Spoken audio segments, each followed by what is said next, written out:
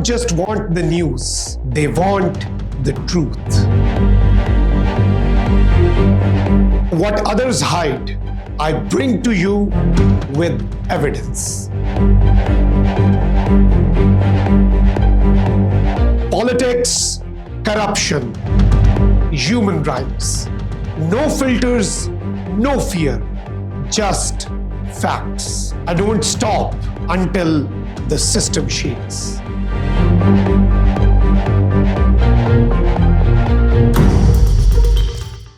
This is Trending Daily and I'm Makhdoom Shahabuddin. Today, we are witnessing two developments that on the surface may appear separate, but when viewed together, they tell a much larger story about where Pakistan is headed strategically, economically, and geopolitically. One story unfolds eastward through deepening economic integration with China under CPEC Phase Two.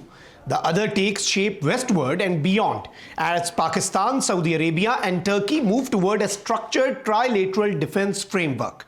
Together, these developments point to a Pakistan that is no longer merely reacting to global shifts, but actively shaping its own future through long-term partnerships, strategic autonomy, and people-centered growth. Let us begin with China-Pakistan Economic Corridor Phase 2. Because this is not just an economic update, it is a philosophical shift in how development itself is being defined. When the Chinese Vice Minister Sun Hean visited Islamabad and spoke about the next phase of CPEC, what stood out was not just the language of investment or infrastructure, but the emphasis on complexity, inclusivity, and transformation.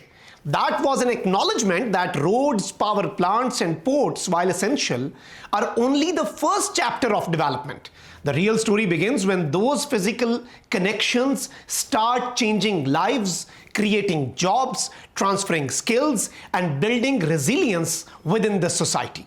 CPEC Phase 1 laid the groundwork. Energy shortages were addressed, transport corridors were built, and connectivity improved. But Phase 2 is about what happens after the road is built and the lights are turned on. It is about what industries emerge along those roads, what skills young people acquire, what kind of healthcare systems serve the communities, and whether economic growth translates into dignity and opportunity for an ordinary Pakistani. This shift could not have come at a more critical time. Pakistan's biggest challenge has never been a lack of strategic partnerships or geographic importance. It has been the translation of that importance into sustained, inclusive economic growth. CPEC Phase 2 directly targets this gap by focusing on industrialization, agriculture modernization, services, and human development.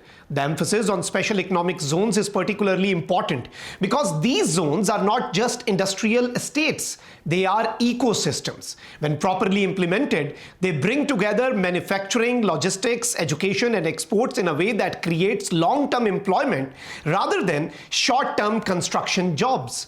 Zones like Rashkai and Allama Iqbal Industrial City are designed to absorb Pakistan's youth bulge into productive sectors. This matters because Pakistan's demographic profile can either be its greatest strength or its biggest vulnerability. Job creation at scale changes everything. It reduces social pressure, increases the household income, boosts domestic demand, and strengthens the political stability. CPEC Phase 2 explicitly recognizes that development is not sustainable if it does not create livelihoods. Another important evolution in CPEC Phase 2 is the openness to multilateral participation. This is a significant signal. For years, critics framed CPEC as a closed bilateral project. By opening the door to third-party investors and regional partners, Pakistan and China are signaling confidence. They are saying that this corridor is not a zero-sum game, but a platform where regional connectivity, trade, and cooperation can expand rather than contract. This also helps Pakistan diversify investment sources while retaining China as the anchor partner. Equally important is the alignment of long-term planning. China's upcoming 15th five-year plan and Pakistan's Udan 5Es framework are being synchronized in this vision. This alignment matters because development projects fail when timelines, priorities, and expectations are mismatched. By coordinating export growth, digital transformation, environmental stability, energy security, and equity, both countries are attempting to move beyond project-based cooperation towards system-level integration. But perhaps the most meaningful shift in CPEC Phase Two is the focus on people. When Vice Minister Sun Hyan spoke about small and beautiful projects, she was describing an approach that prioritizes direct impact. Education and healthcare sit at the center of this approach. Pakistan already has the largest number of international students in China. Over 30,000 young Pakistanis studying across disciplines. This is not just academic exchange. These students return with technical skills, cultural fluency, and professional networks that embed Pakistan more deeply into the global value chains. Vocational training and high-tech education are equally crucial. Training Pakistani youth in artificial intelligence, digital economy skills, and advanced manufacturing ensures that future CPEC projects are not run exclusively by foreign expertise. It builds local ownership. It creates a workforce that can innovate rather than just operate. Over time, this reduces dependency and increases Pakistan's bargaining power within partnerships. Healthcare commitments under CPEC Phase 2 are unprecedented in scale. The plan to build 100 hospitals and provide 80,000 medical devices is not symbolic. It is structural. Healthcare is both a social service and an economic multiplier.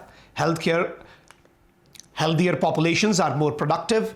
Healthcare infrastructure creates skilled employment, and modern systems reduce long-term public expenditure by preventing disease rather than just treating it. The emphasis on training doctors and nurses rather than simply donating equipment shows an understanding that systems matter more than the headlines. China's own economic experience serves as an implicit template. The lifting of nearly 800 million people out of poverty did not happen through charity or short-term aid. It happened through industrialization, market access, infrastructure, and state capacity.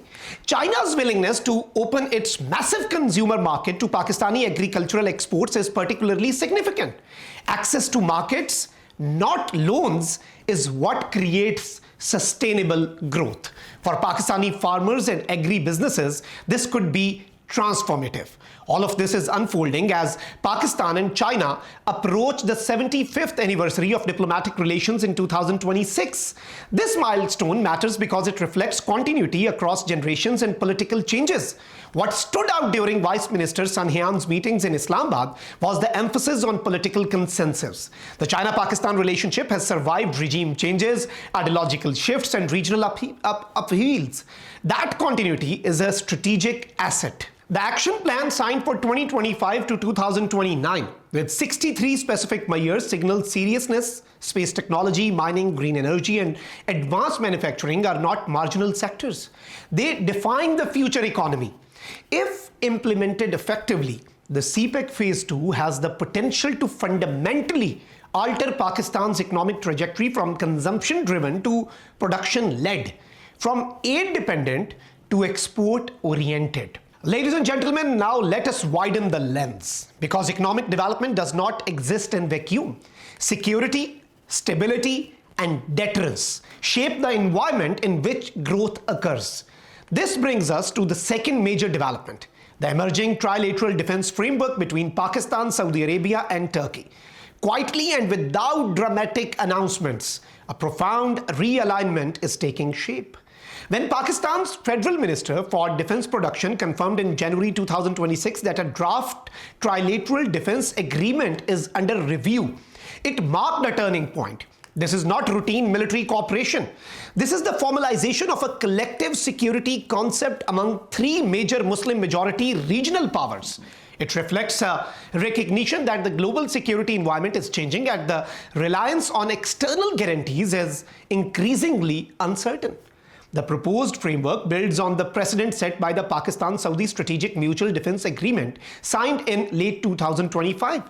That agreement introduced a principle similar to Article 5 of NATO, the idea that an attack on one is attack on all. Extending this logic to include Turkey significantly amplifies its impact. For Pakistan, this transforms its strategic calculus. Deterrence no longer rests solely on national capabilities but on collective responses. This matters because Pakistan exists in a volatile neighborhood. The brief but intense conflict with India in May 2025 demonstrated how quickly escalation can occur. Persistent instability along the western border continues to strain resources. Events in the Middle East, including Israeli strikes in the Gulf region, have shown how regional conflicts can spill over. In this context, structured alliances are not provocations, they are stabilizers. The trilateral framework is also about strategic autonomy. Pakistan's leadership understands that global power centers are in flux. Dependence on any single external guarantor carries risks. By aligning with Saudi Arabia and Turkey, Pakistan is diversifying its security partnerships while remaining non-aligned in the traditional sense. This enhances diplomatic leverage and reduces vulnerability to pressure. Ladies and gentlemen, what is often overlooked is the economic dimension of this alliance. Defense cooperation today is deeply linked with industrial development. Pakistan already collaborates with Turkey on naval platforms and drone technology. Saudi Arabia brings capital, scale, and strategic depth. Together, these three countries can create a defense production ecosystem that goes far beyond procurement. Joint ventures, technology transfer, and co-production can turn Pakistan into a regional manufacturing hub. Participation in Turkey's next-generation fighter program opens doors to aerospace technology that few countries access. This is not just about military hardware. It is about skilled employment, research and development, and industrial upgrading. The Special Investment Facilitation Council's role here is critical. By linking defense production with foreign direct investment, Pakistan is signaling that security and growth are mutually reinforcing. Investors seek stability. A credible collective defense framework lowers risk premiums and increases the confidence. This directly supports large-scale initiatives like CPEC Phase Two. Energy security is another pillar. Saudi Arabia remains central to Pakistan's energy lifeline. A structured alliance ensures continuity even during geopolitical crisis. Energy stability underpins industrial growth, export competitiveness, and social stability. What we are witnessing then is the convergence. Economic integration with China through CPEC Phase Two and security integration with Saudi Arabia and Turkey are not parallel tracks. They are complementary. One provides the growth engine, the other provides the security shield. Together, they reduce Pakistan's vulnerability to external shocks and internal stability. Critics will inevitably question feasibility, implementation, capacity, and political will. These are valid concerns. Pakistan's history includes missed opportunities and uneven executions. But what is different this time is the coherence. There is alignment between economic vision, security strategy, and diplomatic posture. This is also a recognition that development must be people-centered, not elite-driven. If CPEC Phase 2 succeeds in creating jobs, improving healthcare, expanding education, and boosting exports, it will change public perception of mega projects. If the trilateral defense framework materializes, it will change how Pakistan is perceived strategically, not as a reactive state, but as a node in emerging regional architectures. This does not mean challenges disappear. Governance reforms, transparency, and institutional capacity remain essential. But partnerships provide leverage. They create momentum. They offer learning curves and accountability mechanisms. As Pakistan approaches the 75th anniversary of its relationship with China and potentially enters a new era of regional security cooperation, the choices made now will shape the next decades. These are not short-term tactical moves. They are strategic bets on integration over isolation, cooperation over dependency, and people over symbolism. This is the real story behind CPEC Phase 2 and the trilateral defense talks. Not slogans, not headlines, but structural change. Whether Pakistan can convert this moment into lasting progress will depend on execution, consistency, and political maturity. But the direction is clear. Pakistan is positioning itself not at the margins of global shifts, but at their intersection. This was Trending Daily. I'm Makhdoom Shahabuddin. Thank you for watching.